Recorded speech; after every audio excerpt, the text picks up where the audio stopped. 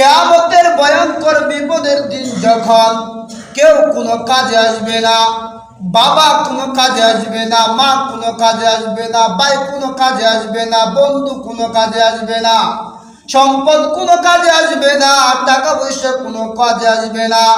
যেই দিন আমার নেতা নেত্রী কোনো কাজে আসবে না, আমার বন্ধু বান্ধব কোনো কাজে আসবে না, ওই দিন একমাত্র আমার আর আপনার জন্য সুপারিশ করবেন কে? মুহাম্মাদুর রাসূলুল্লাহ সাল্লাল্লাহু আলাইহি ওয়াসাল্লাম।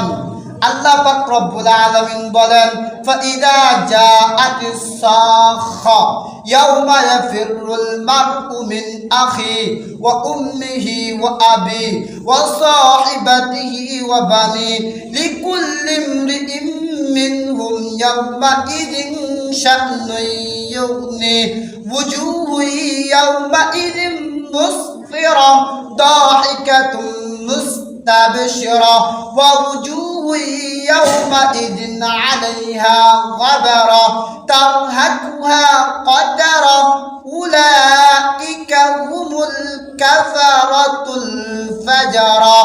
আল্লাহ পাক রব্বুল আলামিন বলেন, কিয়ামতের ময়দানে যখন এই অবস্থা সমস্ত মানুষ বয়ান করবে আর বলবে, ফাইদা জাআতিস সাখা ইয়াউমা ইয়াফিরুল মারউ মিন আখি ইয়াউমা ইয়াফিরুল মারউ মিন আখি।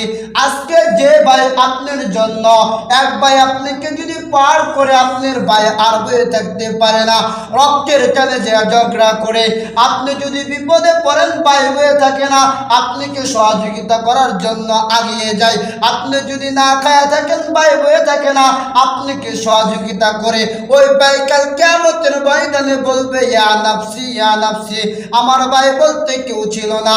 আজকে যে মা ফাইদা জাআতিস সাখা ইয়াউমা ইয়াফিরুল মারউ মিন আখি ওয়া উম্মিহি ওয়া আবি।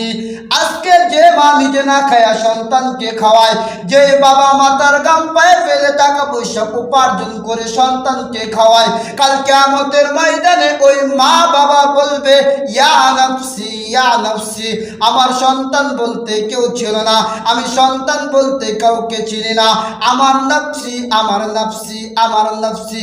ফাইদা জাআতিস সাখা ইয়াউমা ইয়াফিরুল মারউ মিন আখি ওয়া উম্মিহি ওয়া আবি ওয়া সাহিবাতিহি ওয়া বানি। আজকে যে স্ত্রীর জন্য এই বাংলাদেশের বিদেশের বাড়ি যান, অনেক কষ্ট করে টাকা পয়সা উপার্জন করেন, সব কিছু টাকা কিন্তু আপনি খান না, একজন চুরি করে কিসের জন্য? পরিবারের জন্য। ডাক্তার ডাক্তারি করে পরিবারের জন্য, কৃষক কৃষিকাজ করে পরিবারের জন্য, ব্যবসায়ী ব্যবসার কাজ করে পরিবারের জন্য। আজকে রাজনীতি